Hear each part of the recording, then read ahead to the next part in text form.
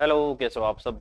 तो शुरुआत करते हैं आज की क्लास की। जैसे कि आपको पता है, रेशियो एंड प्रोपोर्शन में आपको करा रहा हूँ और इसकी कुछ क्लासेस हो चुकी हैं, लगभग आपकी 4 क्लासेस हो चुकी हैं। तो इसको हम करेंगे और जितने भी आपके पेपर के एग्जाम का जो लेवल है उस हिसाब से जो क्वेश्चन आपके बनते हैं वो हर एक टाइप का क्वेश्चन मैं आपको यहाँ पर करा रहा हूँ। ठीक है, तो क्लास को कंटिन्यू करते हैं। इससे पहले 4 क्लासेस हो चुकी हैं, उनको करिए। और सबसे जरूरी बात, हर मेरा जो टॉपिक मैंने आपको कराया है उसकी पहली क्लास को जरूर करना है, क्योंकि उसकी पहली क्लास में आपको चैप्टर के बारे में जितनी बेसिक बातें होंगी, जितने नियम होंगे, जितने रूल्स होंगे, जितने टाइप्स होंगे, जितने क्वेश्चंस बनते होंगे, वो मैं आपको बताता हूं कि इस टॉपिक से ऐसे ऐसे आपके क्वेश्चन बन जाते हैं। तो उस पर आपको जरूर फोकस कर।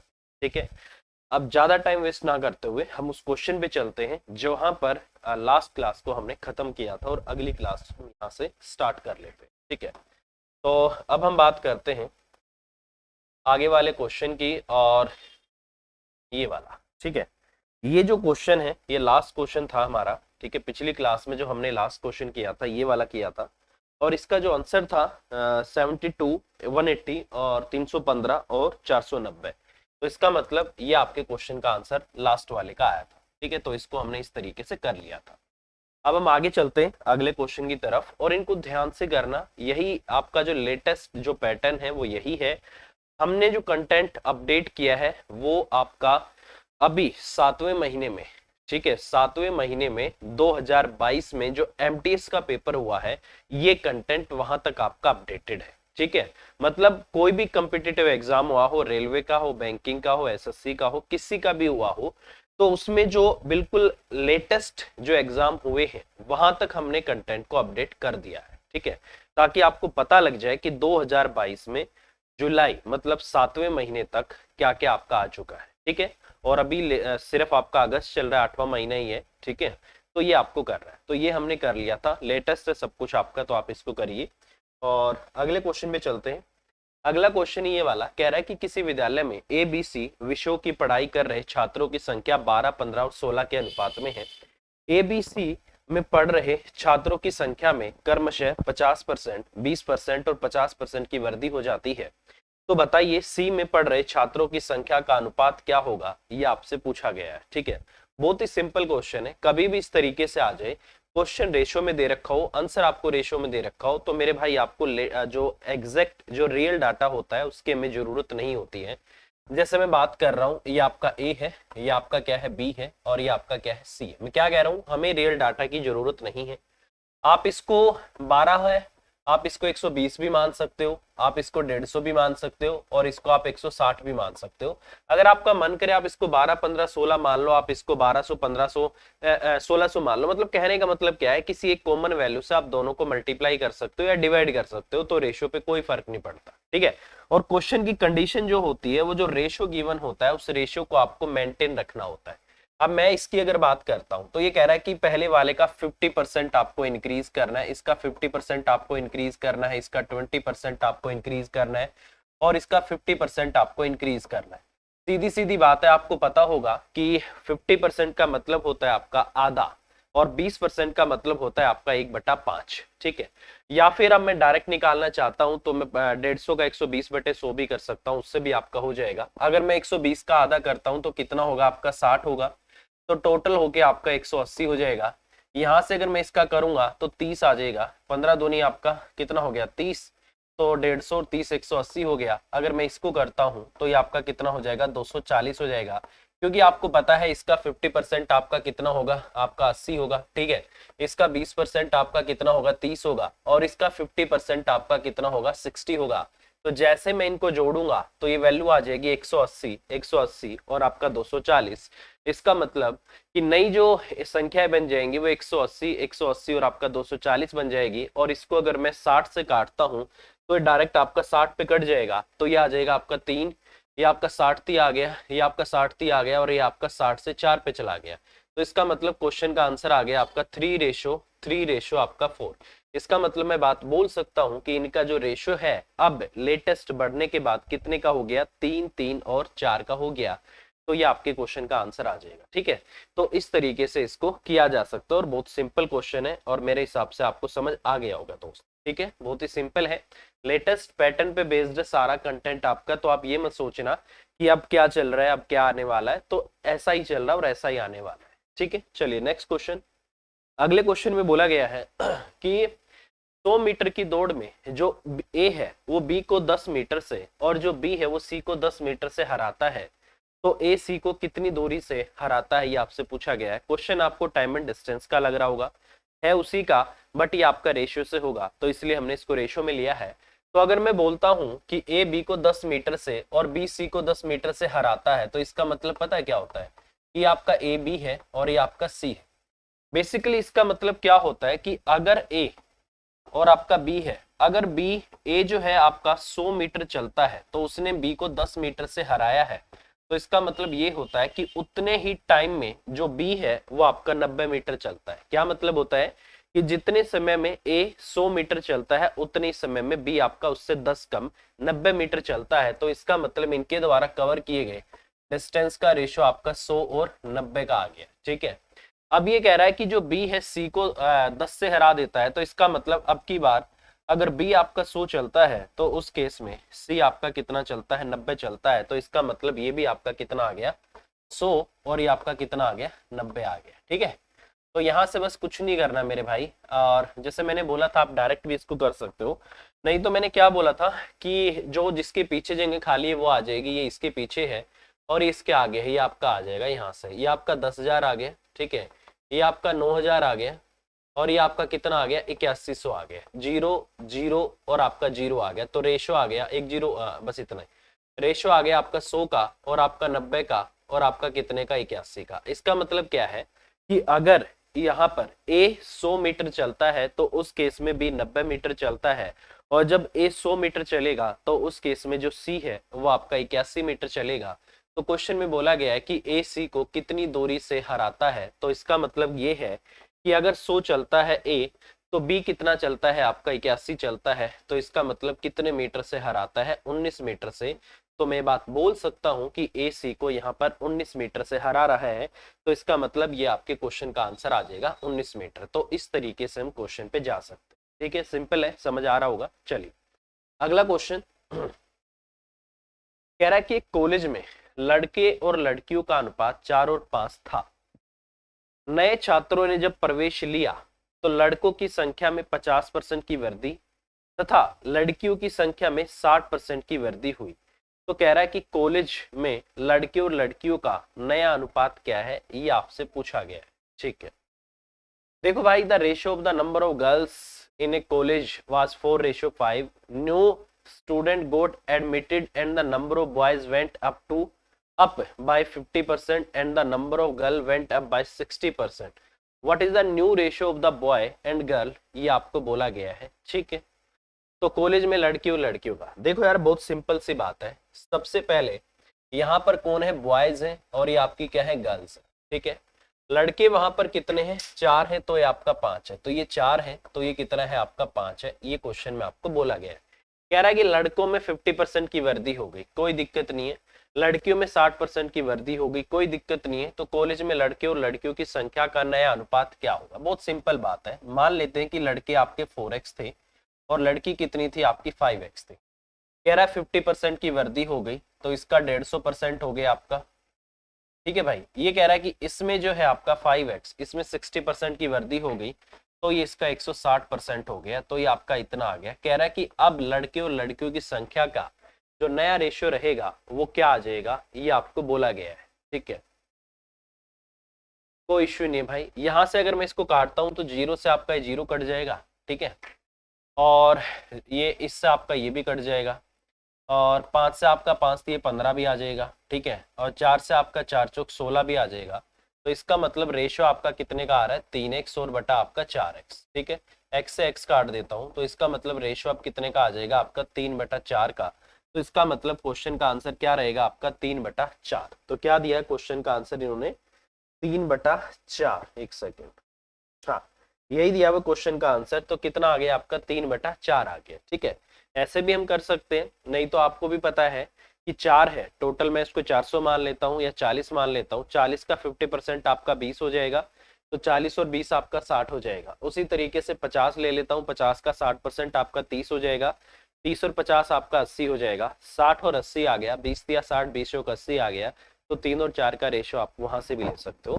तो ऐसे भी आप क्वेश्चन कर सकते हो या फिर ऐसे भी आप क्वेश्चन को कर सकते हो, बहुत सिंपल क्वेश्चन। ठीक है, चलिए नेक्स्ट। बोला गया है कि यदि a बटा बी बराबर आपका 3/4 है, a बटा बी आपका 3/4 है, b बटा सी आपका 4/5 है, ठीक है, ये आपका इसके बराबर है, ये आपका इसके बराबर है, और ये आपका इसके बराबर है। तो बोला गया है कि a बटा डी और उसकी पावर 10 के अंश और हर जो को प्राइम है, ठीक है, को प्राइम नंबर ऐसे दो नंबर होते हैं जो एक या अपने अलावा किसी से भाग नहीं होते, या फिर आप प्राइम तो ये नंबर होते हैं, प्राइम के बारे में सुन लो, प्राइम वो नंबर होते हैं, ऐसे नंबर जो एक या अपने अलावा किसी से भाग नहीं होते हैं, उनको प्राइम बोला जाता है। और को प्राइम वो नंबर होते हैं जिनका HCF 1 होता है। HCF 1 होने का मतलब क्या है कि एक को छोड़ के कोई भी ऐसी कॉमन वैल्यू नहीं है जो उन दोनों को काट सकती है। ठीक है, जैसे कौन कौन सा हो सकता है, जैसे आपका 13 हो गया, आपका 15 हो गया, ठीक है, आपका 3 हो गया, आपका 4 हो गया, 2 हो गया, 3 हो गया।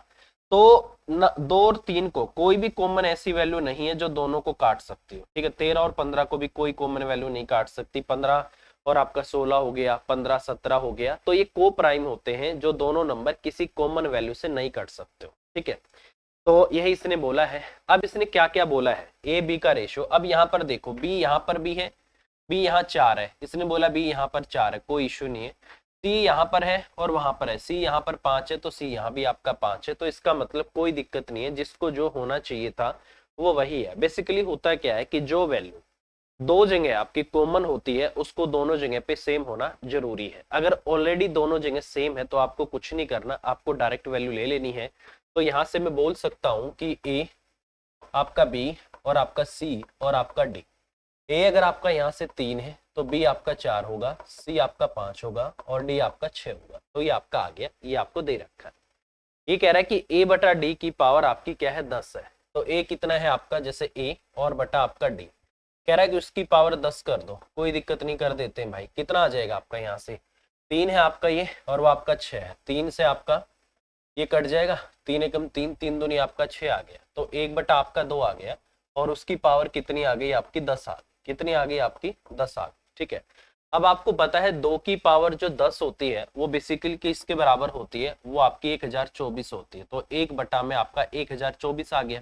ठीक है, अब इसने बोला है इनका जोड़ बताओ, तो 1 प्लस में आपका 1024 बराबर कितना हो जाएगा आपका 1025। तो इसका मतलब इस क्वेश्चन का आंसर कितना आएगा आपका 1000 आपका 25 हो जाएगा। तो इस तरीके से क्वेश्चन का आंसर आएगा आपका 1025। ठीक है, तो 2 की पावर 10 कर दिया मैंने, कितना आ गया आपका 1 बटा 1024 आ गया। ठीक है, अब इसने बोला है अंश और हर को जोड़ो, तो 1024 और 1 को जोड़ना है, तो 1025 आपका आंसर आ जाएगा। तो इस तरीके से क्वेश्चन को किया जा सकता है। ठीक है, चलिए भाई नेक्स्ट अगला क्वेश्चन है, कह रहा है कि एक निश्चित राशि को पी क्यू और आर के बीच इस तरीके से बांटा गया कि पी को मिलने वाले प्रत्येक रुपए के लिए क्यू को 75 पैसे मिलते हैं।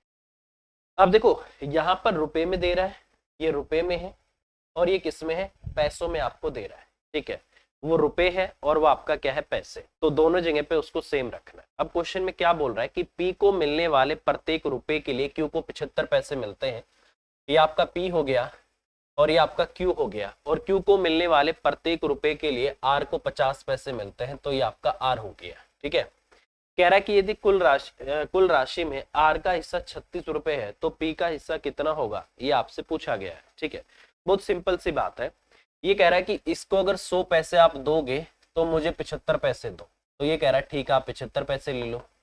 ठीक है, फिर ये कह रहा है यार अगर क्यू को 100 पैसे दोगे तो आर कह रहा है मुझे 50 पैसे दे देना। ये आपका 100 है तो ये आपका कितना हो गया, 50 हो गया। ठीक है, तो ये बेसिकली यहां से आपका बनने वाला था। मैं इसको छोटा भी लिख सकता हूँ, 50 25 से आपका 4 पे चला गया, ये आपका 3 पे चला गया, ये आपका 25 के 100 हो गया, 25 दूनी 50 हो गया। ठीक है, अब कुछ नहीं करना, क्या करना है, इसके पीछे खाली है 3 आ जाएगा, इसके आगे खाली है 4 आ गया, 4 चौक 16 आ गया, 4 3 12 आ गया, 3 दूनी आपका 6 आ गया। तो इनके पास जो पैसे का रेशो है कि इसको P को 16 मिलेगा, Q को 12 मिलेगा, तो R को कितना मिलेगा, 6 मिलेगा। तो कह रहा कि R का हिस्सा 36 है। सिंपल सी बात है, R का हिस्सा 36 है और किसके बराबर है, इसका 6 गुना है। कह रहा है कि किसका हिस्सा बताओ, P का। तो P का हिस्सा कितना आ जाएगा, इसको भी 6 से गुना कर दो, कितना हो गया आपका 96 रुपए। तो 96 रुपए आपके क्वेश्चन का आंसर आ जाएगा। तो इस तरीके से क्वेश्चन को किया जा सकता है। तो 96 रुपये आपके क्वेश्चन का आंसर आएगा और मुझे लग रहा है यही इन्होंने क्वेश्चन का आंसर दे रखा होगा। ठीक है, 96 जी बिल्कुल यही दिया हुआ। तो इस तरीके से क्वेश्चन को किया जा सकता है। ठीक है, बहुत सिंपल क्वेश्चन है, एग्जाम में इसी टाइप से क्वेश्चन आते हैं ज्यादातर। ठीक है, और इन्हीं पे हम आपको ज्यादा फोकस करवा रहे हैं। ठीक है, चलिए नेक्स्ट क्वेश्चन।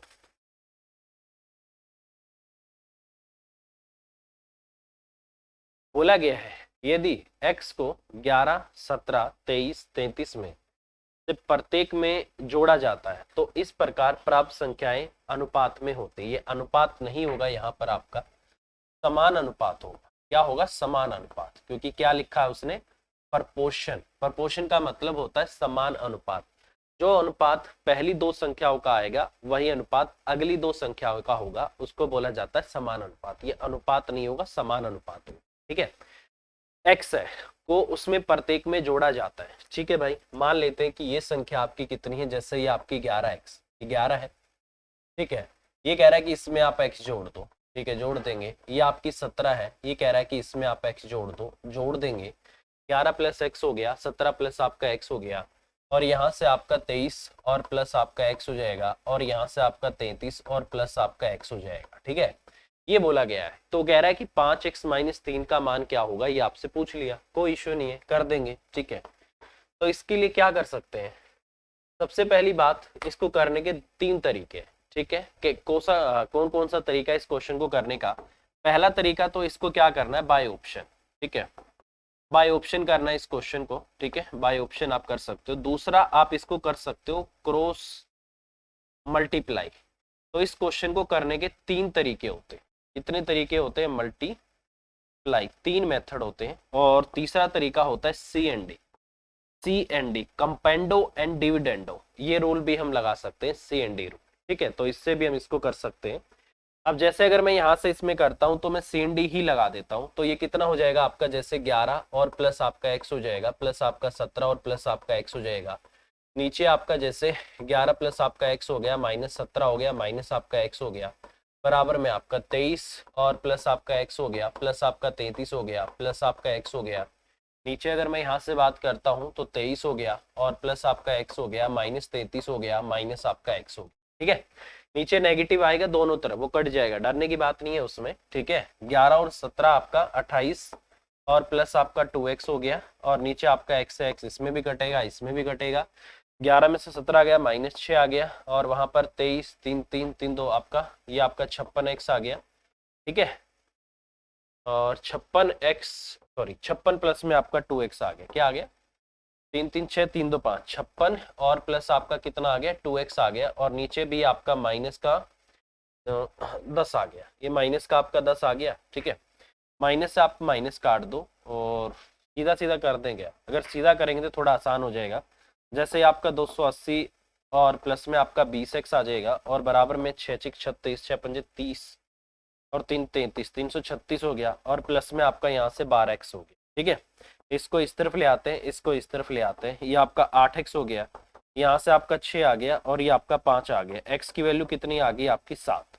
इसका मतलब x कितना आ गया आपका 7 आ गया। देखो इतना तो आपको करना ही करना पड़ेगा। अब यहाँ से मैं आपको ये भी नहीं बोल सकता ऑप्शन से कर लो, क्योंकि ऑप्शन में x की वैल्यू ही नहीं दे रखी। ऑप्शन भी आप तब ले सकते हो जब आपको ऑप्शन में x की वैल्यू दे रखी हो। यहाँ क्वेश्चन में x की वैल्यू आपको गिवन ही नहीं है, तो इस केस में आपको CND कंपेंडो डिविडेंडो लगाना ही लगाना पड़ेगा। ठीक है, तो इस तरीके से इसको किया जा सकता है। अब ये कह रहा है कि इस प्रकार प्राप्त संख्याओं का अनुपात, आप देखो ये आपसे निकलवा रहा है 5x माइनस 30, 5x माइनस 3। ये क्वेश्चन में पूछा गया है कि बताइए 5x और माइनस आपका 3 किसके बराबर होगा। तो कितना हो गया आपका, 5 7 35 हो गया, 35 माइनस आपका 3 हो गया, 32 आ गया। तो इसका मतलब क्वेश्चन का आंसर कितना होगा आपका, 32 होगा। तो 32 आपके क्वेश्चन का आंसर है। इस तरीके से क्वेश्चन को किया जा सकता है। ठीक है, और सिंपल है, ऐसे ही आपको इस क्वेश्चन को करना पड़ेगा। चलिए नेक्स्ट क्वेश्चन। भाई इसको याद रखना, सीएनडी ही बेस्ट मेथड है। अगर मैं आपको कह रहा हूँ क्रॉस मल्टीप्लाई, अगर आपने इसको क्रॉस मल्टीप्लाई ऐसे कर दिया ना, कर दोगे कोई इश्यू नहीं है। 11 को 33 से हो जाएगा, 17 को 23 से करना, और इस तरीके से इसको मल्टीप्लाई करना, और उसको मल्टीप्लाई करने में टाइम की कैलकुलेशन आपकी इसमें कम होगी, उसमें टाइम ज्यादा लगेगा। ठीक है, चलिए नेक्स्ट। बोला गया है कि दो वस्तुओं की कीमत 4 और 5 के अनुपात में है। यदि पहले की कीमत में x% की वृद्धि हुई, दूसरे की कीमत में 30% की कमी हुई, तो ए और बी की नई कीमतें 10 और 7 के अनुपात में होंगी, तो x का मान क्या है, ये आपसे पूछा गया है। ठीक है, देखिए भाई, मान लेते हैं कि पहले वाली आपकी कितनी है, पहले वाले की कीमत आपकी 4 ही है, और दूसरे वाले की कीमत आपकी 5 ही है। पहले वाले में x% की वृद्धि हो गई, तो डायरेक्ट कैसे लिखते हैं, 100 में जोड़ के, 100 प्लस आपका x और बटे आपकी 100 हो गई, और ये कितनी हो जाएगी आपकी यहाँ से 30% की कमी हो गई, तो डायरेक्ट आपका 70% हो जाएगा। ये आपका 70 बटे आपका 100 हो गया, और ये किसके बराबर आ जाएगा, आपका 10 बटे आपका 7 के बराबर आ जाएगा। ठीक है, तो इस तरीके से इसको अगर मैं यहाँ से ट्राई करता हूँ, तो ये आपका इतना आ गया, इस 100 से आपका ये 100 कट जाएगा। ठीक है, और अगर मैं यहाँ से इसको काटना चाहता हूँ, तो ये आपका यहाँ से 10 पे ये कट जाएगा, तो ये आपका हो गया, और यहाँ से ये आपका 10 10 100, ये आपका 500 हो गया, और बराबर में आपका 400, और प्लस में आपका 4x भी आ गया। ठीक है, ये आपका 100 बराबर आपका 4x आ गया, तो x की वैल्यू कितनी आ जाएगी, अगर मैं यहाँ से निकालना चाहता हूँ, तो 100 बटे में आपकी 4 आ जाएगी, और ये कितनी होगी आपकी 25%। तो इसका मतलब क्वेश्चन का आंसर कितना होगा आपका 25% होना चाहिए। इसका मतलब x की वैल्यू क्या है आपकी 25% है, और ये आपके क्वेश्चन का आंसर आ जाएगा। ठीक है, कितना आएगा आपके क्वेश्चन का आंसर 25%, क्योंकि आपकी ये बढ़ के इतनी हो गई। तो इस तरीके से क्वेश्चन को किया जा सकता है। ठीक है मेरे भाई, सिंपल है, और मेरे हिसाब से आपको समझ आ गया होगा। ठीक है, चलिए अगला क्वेश्चन, तो ये आपके क्वेश्चन का आंसर आएगा यहाँ से।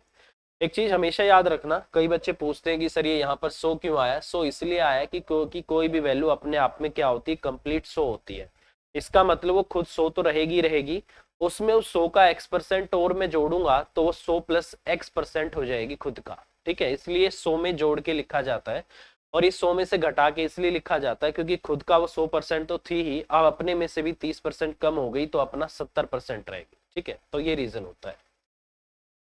अगला क्वेश्चन है, कह रहा है कि युद्ध से पहले कैप्टन और सिपाहियों का जो अनुपात है 2 और 7 था, युद्ध के दौरान 25 कैप्टन और 100 सिपाही शहीद हुए, तो कैप्टन और सिपाहियों का जो अनुपात है वो आपका 3 और 10 हो गया, तो युद्ध के बाद सिपाहियों की संख्या क्या होगी, ये आपसे पूछा गया है। ठीक है, बहुत सिंपल क्वेश्चन है। ठीक है, पहले जो आपके युद्ध में जो थे आपके, मैं मान लेता हूँ कि कैप्टन थे, और आपके क्या थे, सोल्जर थे। ठीक है, सिपाही को मैं सोल्जर लिख देता हूँ, और वो कैप्टन हो गया।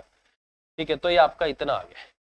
तो यहाँ पर अगर मैं बात करता हूँ, मान लो कि ये आपके 2 थे, तो ये आपके कितने थे, 7 थे, तो मैं इसको x में भी मान लेता हूँ भाई। ठीक है, ये आपके 2x था, तो ये आपका कितना था, 7x था। ठीक है, अब देखो क्वेश्चन में क्या है, इस 2x में से, और ये आपका क्या है 7x, इसमें से मैं माइनस कर देता हूँ। ठीक है, कह रहा है कि 25 कैप्टन शहीद हो गए और 100 आपके सोल्जर शहीद हो गए, तो रेशियो आपका कितने का हो गया, आपका 3 और 10 का हो गया। क्या कर सकते हैं, क्रॉस मल्टीप्लाई कर देता हूँ, तो ये आपका 20x हो गया, और माइनस आपका कितना हो गया, 250 हो गया, ये आपका 21x हो गया, और माइनस आपका 300 हो गया। ठीक है भाई, इसको इस तरफ ले चलते हैं, इसको इस तरफ ले चलते हैं, तो इसका मतलब x की वैल्यू यहाँ से आपकी कितनी आ रही है, 50 आ रही है। कह रहा है कि युद्ध के बाद सिपाहियों की संख्या क्या होगी, इसका मतलब युद्ध से पहले जो आपके सिपाही थे वो कितने थे, 7 इंटू आपका 50, 350 थे। 350 में से ये कह रहा है कि 100 शहीद हो गए, तो 100 को माइनस कर देता हूँ, कितने रह गए आपके 250। तो इसका मतलब मेरे भाई युद्ध से पहले युद्ध के बाद जो सिपाही है वो आपके कितने 250 हैं। अगर ये कुछ नहीं बोलता, तो इसका मतलब युद्ध से पहले जो सिपाही थे वो कितने थे आपके 350 थे, युद्ध के बाद कितने हो गए आपके 250। तो इसका मतलब क्वेश्चन का आंसर क्या होगा, आपका 250 होगा, और यही इन्होंने क्वेश्चन का आंसर दिया हुआ है। तो इस तरीके से क्वेश्चन को लिया जा सकता है। ठीक है, चलिए नेक्स्ट। अगला क्वेश्चन ये है, एक बार आप करिए, मैं पानी पीता हूँ। ठीक है,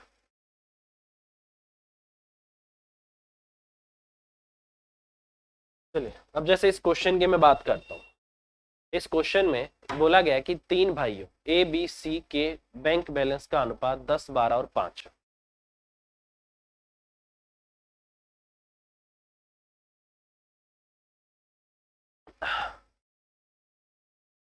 ठीक है भाई,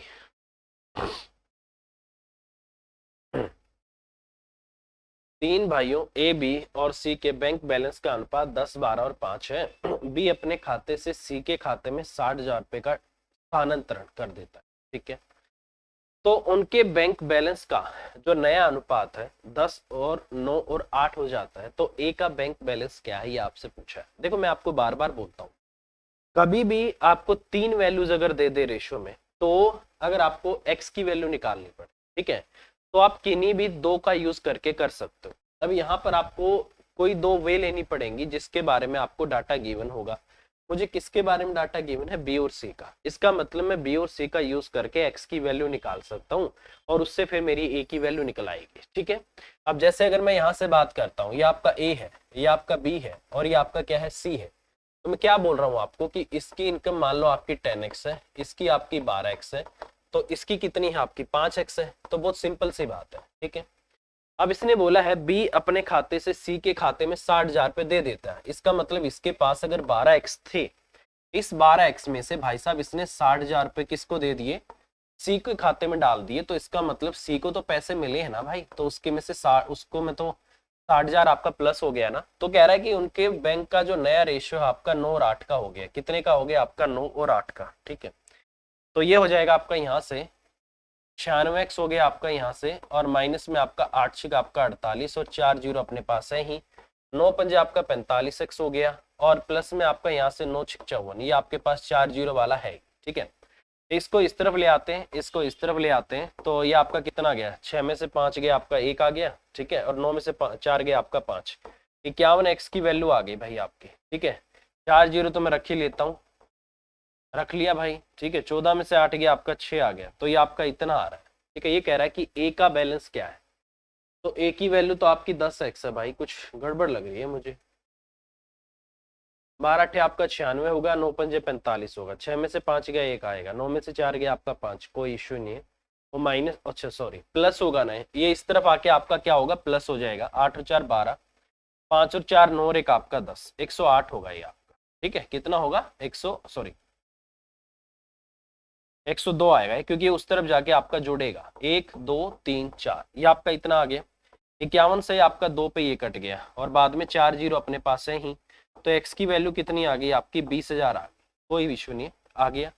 कह रहा है कि ए का बैंक बैलेंस क्या है, तो ए का तो भाई आपका 10x है, तो 10x की वैल्यू 10 से गुना कर दो, कितनी आ जाएंगे? 1 2 3 4 5, तो ये कितना आ गया आपका? ये आ गया, ठीक है। तो इसका मतलब ये आपके क्वेश्चन का आंसर हो जाएगा। तो जरूरी नहीं है कि अगर आपको 3 का रेशियो दे दे तो आप क्वेश्चन में फोकस करो कि किन दो के बारे में डाटा गिवन है। अगर किन्हीं भी दो के बारे में डाटा नहीं है तो फिर अपनी मर्जी से किसी दो को लेके क्वेश्चन आप कर सकते हो, ठीक है। चलिए नेक्स्ट, अगला क्वेश्चन है, नौकरी के लिए कितने आवेदकों ने आवेदन किया था यदि चयनित और गैर चयनित, मतलब सिलेक्टेड और अनसिलेक्टेड, ठीक है। स्टूडेंट आपके या तो सिलेक्ट होंगे या अनसिलेक्ट होंगे, ये आपके सिलेक्ट हो गए, ये आपके अनसिलेक्ट हो गए, और दोनों को मिला के इनका क्या आ गया? आपका टोटल आ गया, ठीक है। ये इनका क्या आ गया? टोटल आ गया, ठीक है। ये कह रहा है कि यदि चयनित और गैर चयनित आवेदकों की संख्या 19 और 17 है, मतलब यहाँ पर ये 19 ये थे और ये आपके 17 थे, तो ये कितने हो गए आपके? यहाँ से 36 हो गए, तो ये आपके 36 हो गए।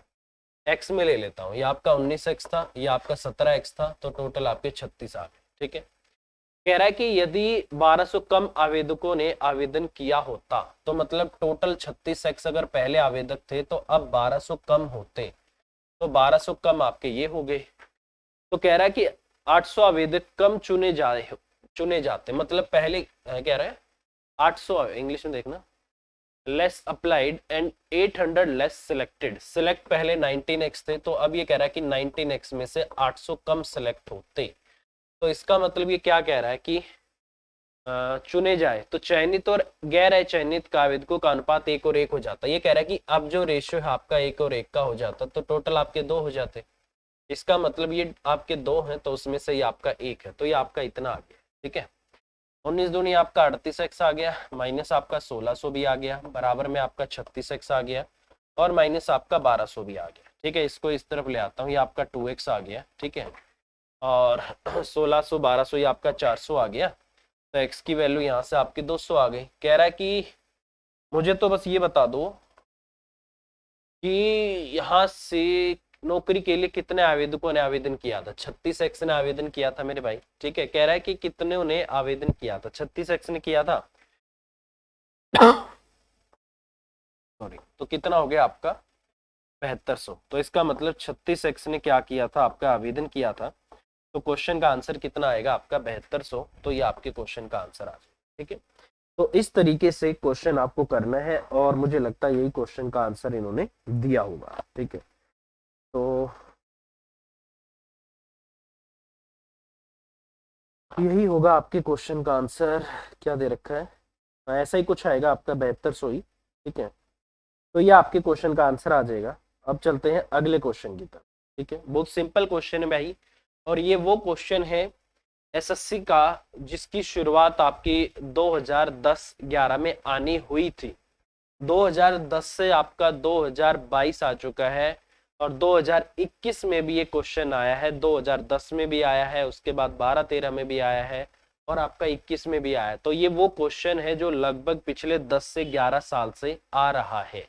तो इस क्वेश्चन को आप जरूर याद रखना। ये याद रखना नहीं मतलब समझना। देखो याद तो कितना करोगे, ठीक है, याद तो तब करेंगे जब सेम क्वेश्चन आने की उम्मीद हो। क्वेश्चन की लैंग्वेज सेम हो सकती है, डाटा अलग हो सकता है। 19-17 का रेशियो है, यहाँ पर 1000 दे दे, यहाँ 800 के बदले 600 दे दे। बट हमें क्या करना है, हमें मेथड सीखना है उस क्वेश्चन को करने का, कि मैं क्वेश्चन को इस मेथड से कर सकता हूँ। ठीक है, तो हमें उस पर फोकस करना है। ठीक है, चलिए आगे चलते हैं। क्वेश्चन में बोला गया है कि ए और बी की आय का अनुपात 5 और 3 है, उनके व्यय का अनुपात 9 और 5 है। यदि ए की आय बी के व्यय की दोगुनी है तथा ए और बी की बचत का अनुपात क्या है, ये आपसे पूछा है। बहुत सिंपल क्वेश्चन है। ठीक है, तो इसने ए और बी की इनकम का रेशियो दे रखा। मान लो कि ये आपकी इनकम है, ये आपका ए है और ये आपका क्या है, बी इनकम है। इनकी इनकम का रेशियो 5 का और कितने का, आपका 3 का है। देखो भाई ये वैल्यू क्या है, देखो इसको समझना। ये ए और बी की आय का अनुपात है, ये उनके व्यय का अनुपात है। किसका अनुपात है, व्यय का। किस किस का रेशियो है, आय का, व्यय का। दोनों ही की जो बेस वैल्यू होगी, दोनों की वैल्यू बेस वैल्यू अलग अलग होगी। तो अगर बेस वैल्यू दोनों की अलग अलग होगी तो उस केस में जो इनकी रेशियो में भी वैल्यू आपको लेनी है वो भी आपको अलग अलग लेनी है। ऐसा नहीं है कि आपने इसको 5x 3x ले लिया तो अगले वाले को भी आप 9x और 3x ही ले लोगे ना। उसका जो बेस है वो अलग है आपकी, क्योंकि जो टोटल इनकम है वो अलग है रुपए में, और जो आपका खर्च है वो रुपए में आपका अलग है। तो वो जो रुपयों में जो वैल्यू है वो उनकी बेस वैल्यू है, वो दोनों की अलग अलग है। तो इसका मतलब रेशियो में भी आपको दोनों को अलग अलग वेरिएबल के साथ लेना होगा। ठीक है, तो एक अगर आपकी 5x है तो दूसरी आपकी क्या, सॉरी 5x 3x है तो दूसरी फिर आपको अलग अलग लेनी पड़ेगी। जैसे इसको आपको 9y और इसको कितना लेना पड़ेगा, आपको 5y लेना पड़ेगा। ठीक है, तो इसका मतलब ये 9y है तो ये कितना है आपका 5y। ठीक है, कह रहा है कि ए की आय बी के व्यय का दुगना है। क्वेश्चन में क्या बोला है, ये कह रहा है कि ए की जो आय है मतलब 5x, वो बी के व्यय का, बी का व्यय कितना है 5y। एक सेकंड, हाँ ठीक है, ये कह रहा है कि 5x जो है वो 5y का आपका क्या है, डबल है। ठीक है, 5 से 5 कट गया तो इसका मतलब x की वैल्यू क्या आ गई आपकी 2y आ गई। तो मैं x को क्या लिख सकता हूँ, x को मैं 2y लिख सकता हूँ, क्योंकि a की इनकम 5x है, b का एक्सपेंडिचर 5y है। ठीक है, ये आपका इनकम है और ये आपका क्या था, इनका एक्सपेंडिचर था। क्वेश्चन में साफ साफ बोल दिया कि a की इनकम b के एक्सपेंडिचर का दुगना है। कोई बात नहीं, तो जहां भी आपको x दिखे वहां 2y पुट कर दो। यहाँ पुट कर दूं तो ये कितना आ जाएगा आपका 5 इंटू आपका 2y, तो कितना हो गया आपका 10y हो गया। तो ये हो गया आपका 10y। ठीक है, इसी तरीके से x को 2y पुट करता हूँ, ये हो गया आपका 6y। तो ये आपका 6y हो गया, ये आपका 10y हो गया। ये कह रहा है कि मुझे तो उनकी बचत का अनुपात बताओ। आपको पता है जो इनकम होती है वो किसको मिलकर बनी होती है, एक्सपेंडिचर प्लस में सेविंग, सॉरी एक्सपेंडिचर प्लस में सेविंग को मिलकर बनी होती है। क्योंकि कोई आदमी जो पैसा कमाएगा उसको दो ही काम कर सकता है, या उसको खर्च कर सकता है या उसको बचा सकता है। ठीक है, तो इनकम होती है आपकी एक्सपेंडिचर प्लस आपकी सेविंग। ठीक है, तो ये आपका कितना हो गया, 5 दूनी 10, आपका 10y हो गया। अब इनकम में से एक्सपेंडिचर को हटा दो ना, कितना आ गया आपका 10y में से 9y गया, आपका y आ गया, और 6y में से 5y गया, ये भी आपका y आ गया। ये तो कट गया भाई, इसका मतलब 1:1 आ गया। तो इसका मतलब मैं बोल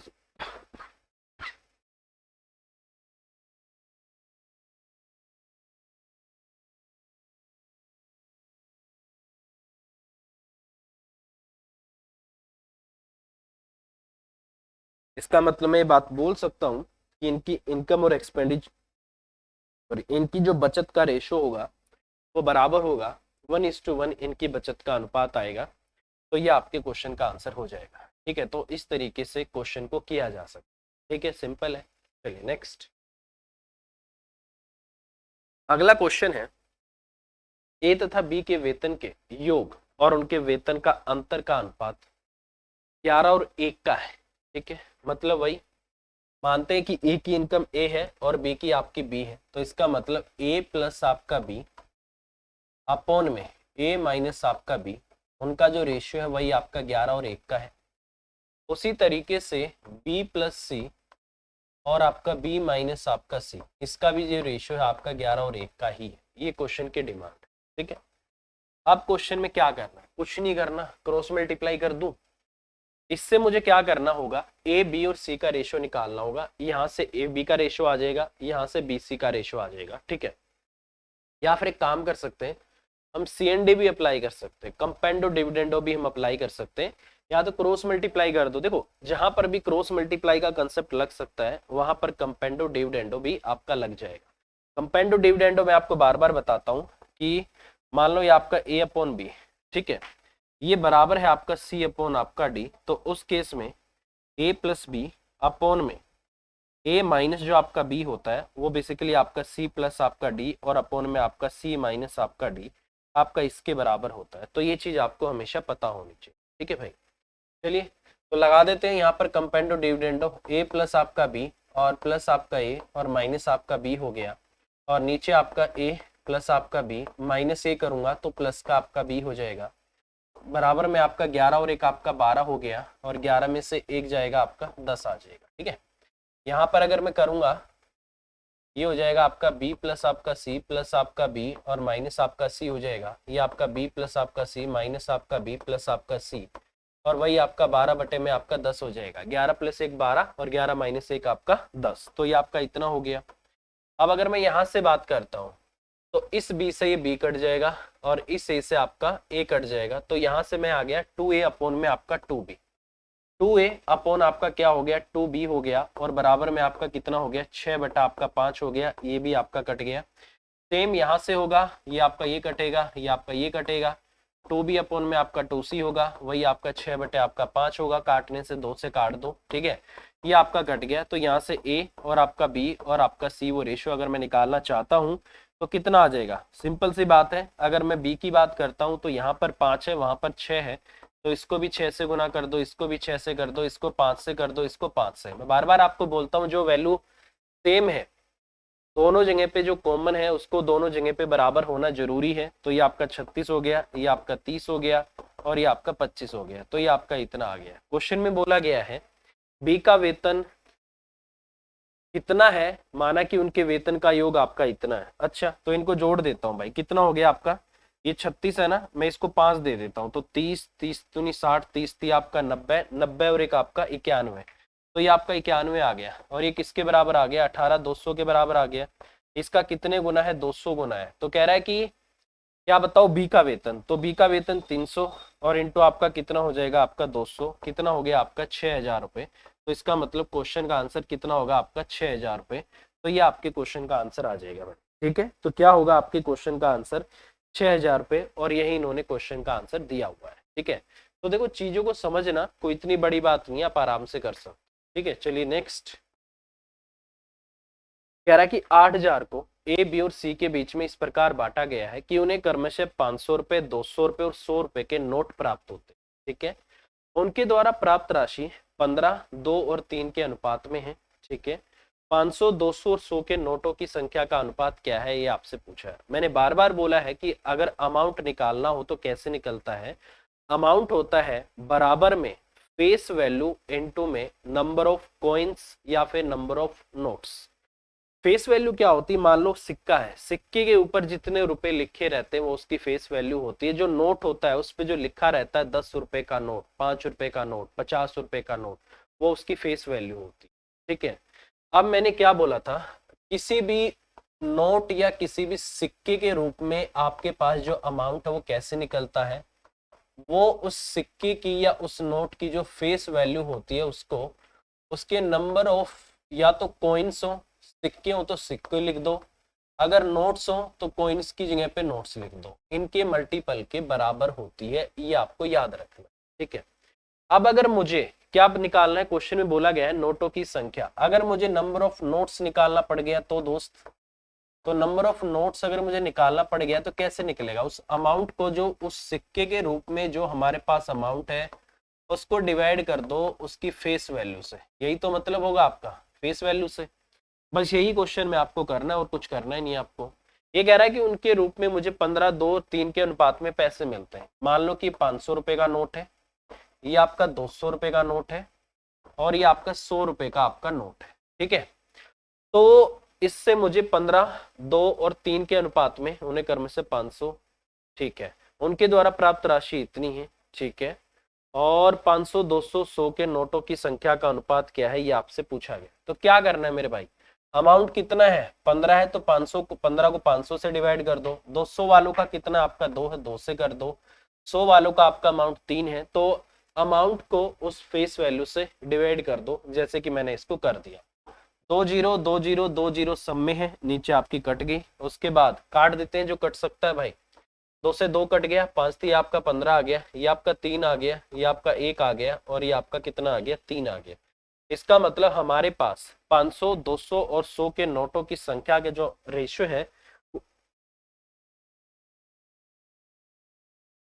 हेलो,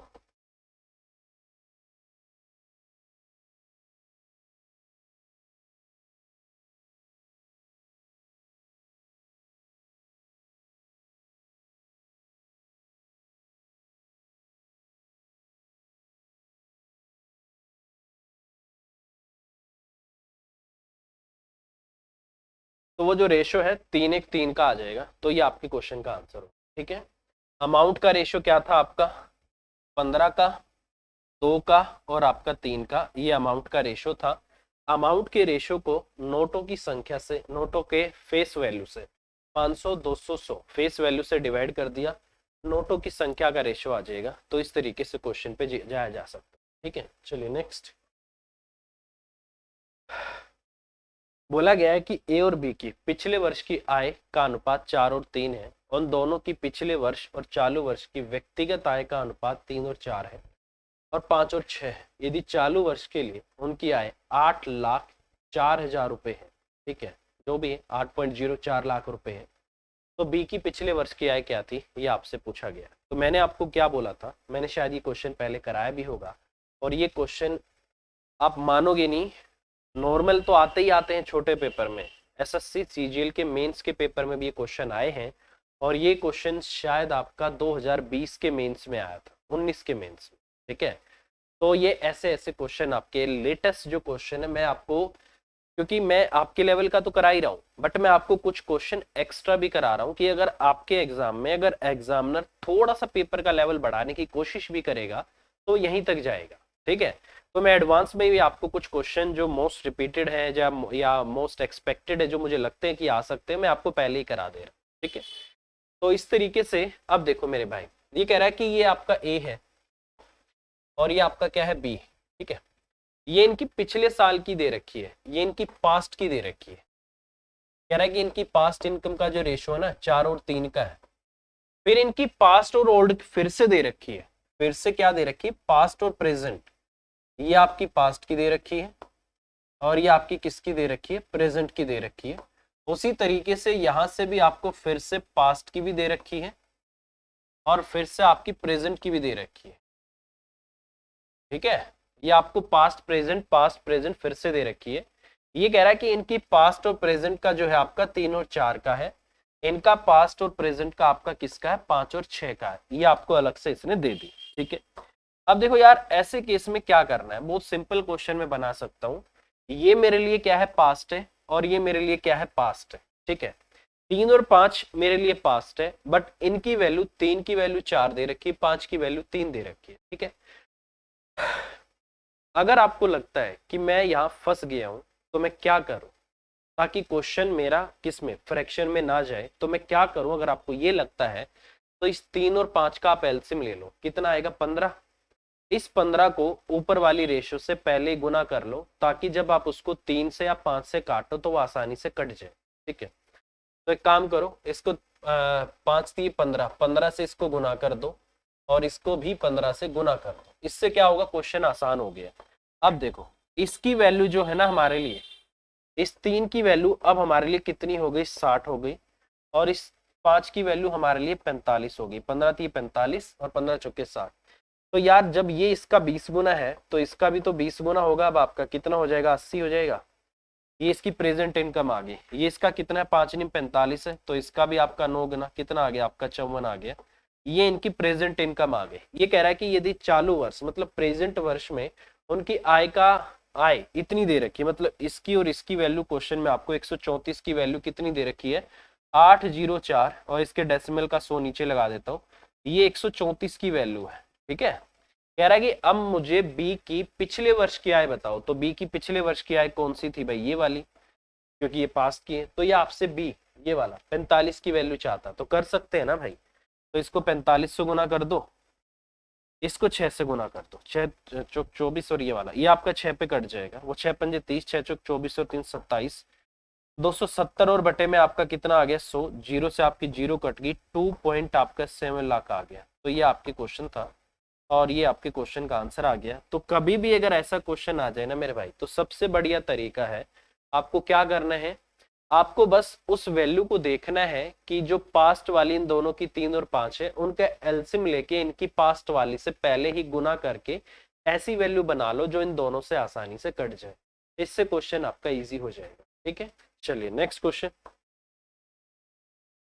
ये भी क्वेश्चन पेपर में बहुत आते हैं। कह रहा है कि कंपनी के कुल कर्मचारियों की संख्या में पुरुष कर्मचारियों की संख्या 2/3 है। ठीक है, कितनी है, 2/3, और शेष महिलाएं हैं। ठीक है, यदि पुरुष कर्मचारियों का 3/8 और महिला कर्मचारियों का 2/5 अस्थायी कर्मचारी। ठीक है, ये कितना है आपका, 2/3, मतलब मुझे 2/3 भी निकालना है। ठीक है, और मुझे 3/8 भी निकालना है, और मुझे 2/5 भी निकालना है। तो ऐसा मुझे कुछ करना है। ठीक है, 2/3 भी हो, 3/8 भी हो, 2/5 भी। तो इस क्वेश्चन को करने के लिए क्या करना होगा, बहुत सिंपल सी बात है। अगर मैं यहां से इसको करना चाहता हूं, ठीक है,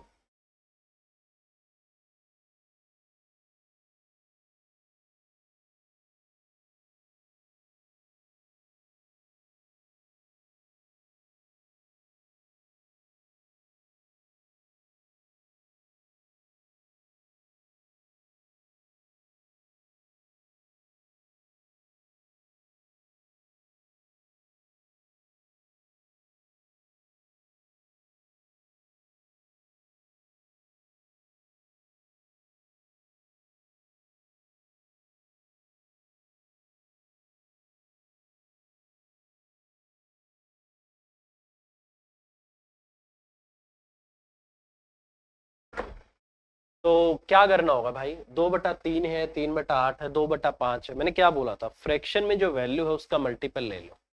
क्या, सॉरी, मल्टीपल ले लो। हाँ, 8×5 = 40 थे, 120, आप उसका मल्टीपल ले लो।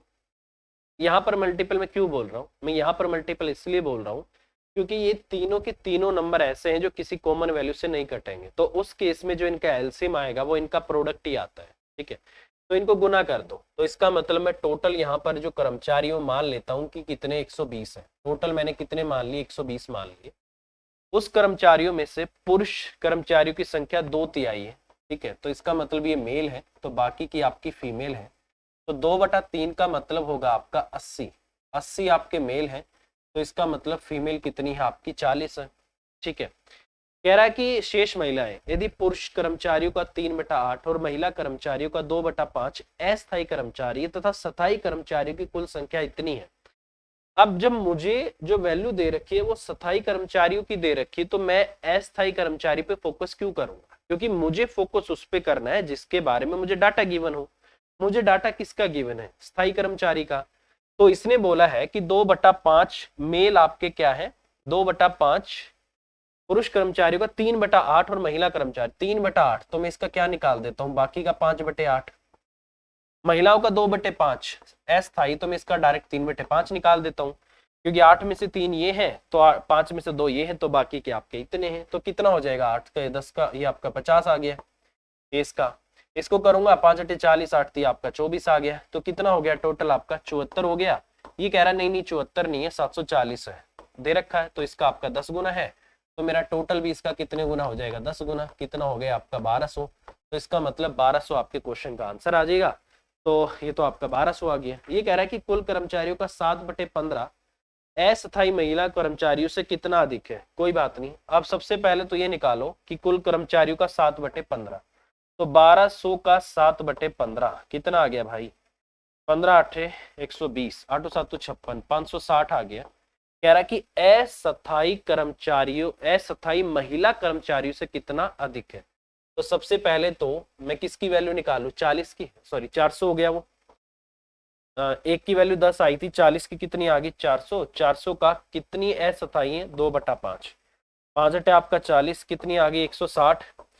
560 और 160 का डिफरेंस कितना होगा आपका 400। तो इसका मतलब इनका अंतर कितने का आएगा आपका 400 का, और मुझे लगता है ये आंसर होगा 400 ही है। तो यही आपके क्वेश्चन का आंसर आ जाएगा। तो इस तरीके से क्वेश्चन को किया जा सकता है। ठीक है, देखो कितना बड़ा क्वेश्चन है, देखने में आपको लग रहा होगा इतना बड़ा क्वेश्चन है, बट कुछ नहीं होता, बस आपको तरीका पता होना चाहिए किस तरीके से करते हैं, जिससे कैलकुलेशन से आप बच सकते। ठीक है, चलिए नेक्स्ट क्वेश्चन पे हम बात करते हैं।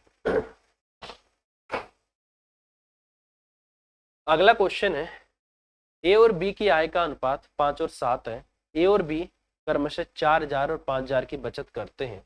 यदि ए का व्यय बी के व्यय के 66 सही 2/3% के बराबर है, तो ए और बी की कुल आय क्या है, ये आपसे पूछा गया है। ठीक है, देखो भाई इसका मतलब क्या होता है, आपका 2/3 होता है। ठीक है, यही होता है। तो इसका मतलब ए और बी के एक्सपेंडिचर का जो रेशियो है आपका 2 और 3 का है। ठीक है, अब आपको भी पता है अगर मैं इनकम में से अपनी बचत को घटा दूंगा तो किसका रेशियो आएगा, मेरे खर्च का रेशियो आएगा। तो वही कंसेप्ट में यहाँ पर लगाना चाहता हूँ।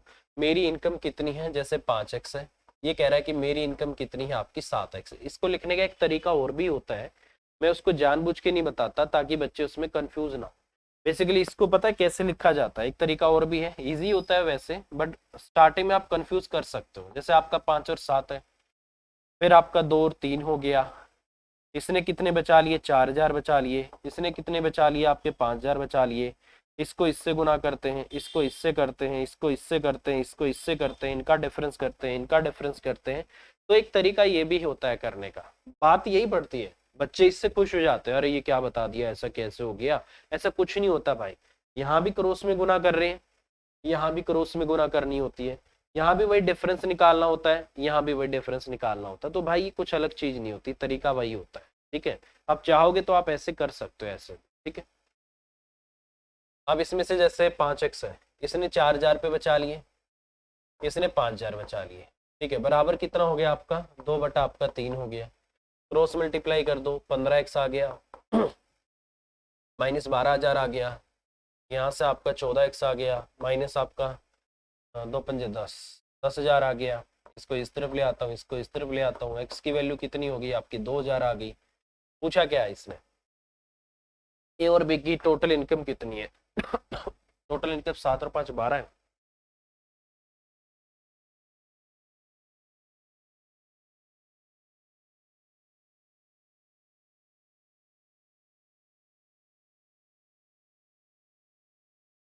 सॉरी भाई, देखो भाई टोटल इनकम कितनी है, 7 और 5 12 है खाली।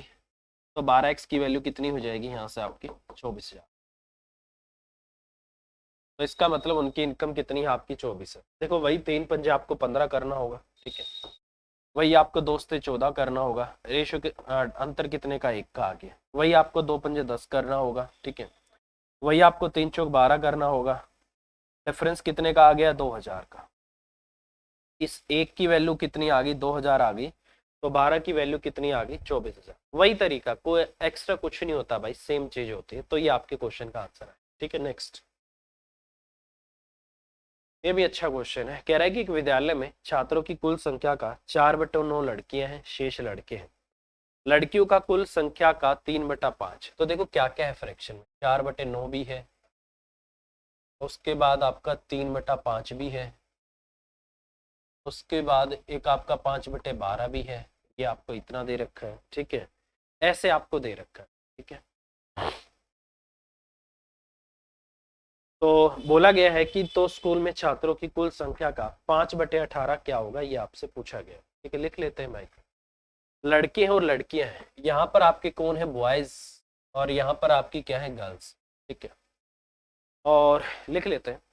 सबसे एक काम करते हैं, इनका एलसीएम ले लेते हैं। जैसे आपका 5 आ गया, 9 आ गया और 12 आ गया, क्या ले सकते हैं, 5 3 तिया 9, 3 चौका आपका 12 आ गया, ठीक है। तो कितना हो जाएगा आपका, अगर मैं इसको कुछ काटना चाहता हूँ, 4 तिया 12, 12 पंजे 60, 60 थी आपका 180। आप 180 ले लो टोटल, ये टोटल मान लो आपका 180, ठीक है। 180 में इसने बोला है 4/9 लड़कियां हैं, तो आपके 4/9 लड़कियां हैं, तो 9 दूनी आपका 18, 20 चौक 80, ये आपके 80 हैं।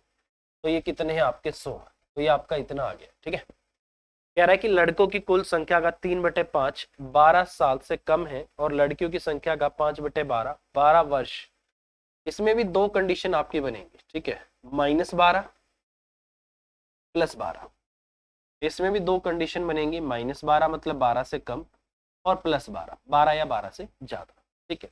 कह रहा है कि लड़कों की कुल संख्या का 3/5 12 वर्ष से कम है, 3/5, 3/5 मतलब 20 पंजे 100 होता है, तो 5 20 थी आपका 60, ये आपका 60 आ गया, और यहाँ पर आपका 40 आ गया। कह रहा है कि लड़कियों की संख्या का 5/12 12 वर्ष या उससे अधिक है, 5/12, यहां पर गड़बड़ हो गई थोड़ी सी, 80 है, ठीक है।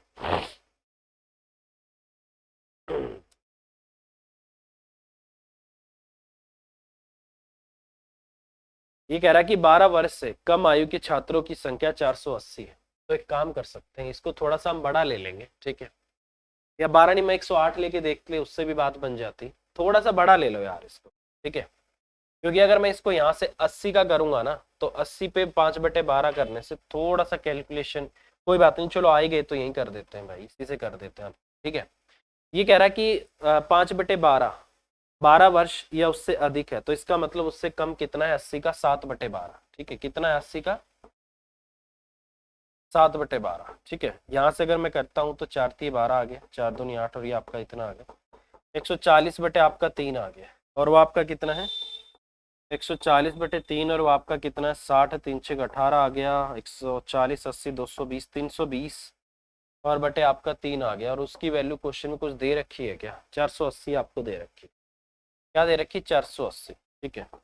16 दूनी 32 हो गया, 16 ती आपका 48 हो गया, एक की वैल्यू कितनी आ गई, 3 तिया 9, और बटे आपका 20 आ गया, और टोटल कितने 180, तो 180 से गुना कर दो, 0 से 0 काट देता हूँ, 2 नीम आपका 18 आ गया, 9 नीम आपका कितना आ गया 81 आ गया। 81 तो नहीं आना चाहिए था, कुछ और आना चाहिए था।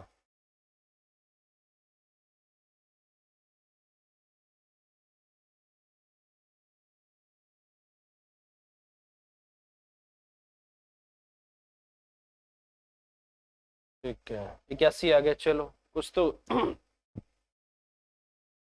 अरे ये 0 नहीं आएगी ना, ये 0 नहीं आएगी यहाँ पर आपका, ठीक है। तो ये 320 था ना, 16 0 से 0 काट दिया तो 2 आ गया, तो ये आपका 9/2 आ गया, ये आपका इतना आ गया 810 आ गया, ये हो गया आपका 810, ठीक है। क्या कह रहा है कि स्कूल में छात्रों की कुल संख्या का 5/18, तो 810 का 5/18 कितना होगा, ये आपसे पूछा है। 9 दूनी 18 हो गया, 9 में 81 हो गया, 2 चौक 8 2 पंजे 10 हो गया, ये आपका 225 आ गया। तो इसका मतलब क्वेश्चन का आंसर क्या होगा आपका 225। तो इस तरीके से क्वेश्चन को किया जा सकता है, ठीक है भाई। तो ये कुछ आपके अच्छे लेवल के क्वेश्चन हैं जो मैंने आपको करा दिए हैं, ठीक है। और रेशियो का ये जो मेथड है, ये जो आपके तरीके हैं, ये आपके लिए बेस्ट है। कभी भी अगर आपको क्वेश्चन में कैलकुलेशन से बचना हो तो आपको इसी तरीके से जाना चाहिए, ठीक है। चलिए, आशा करते हैं भाई जितना आपको कराया गया है आपको समझ आ रहा होगा। और अभी के लिए इतना ही, all the best, bye bye, take care, thank you.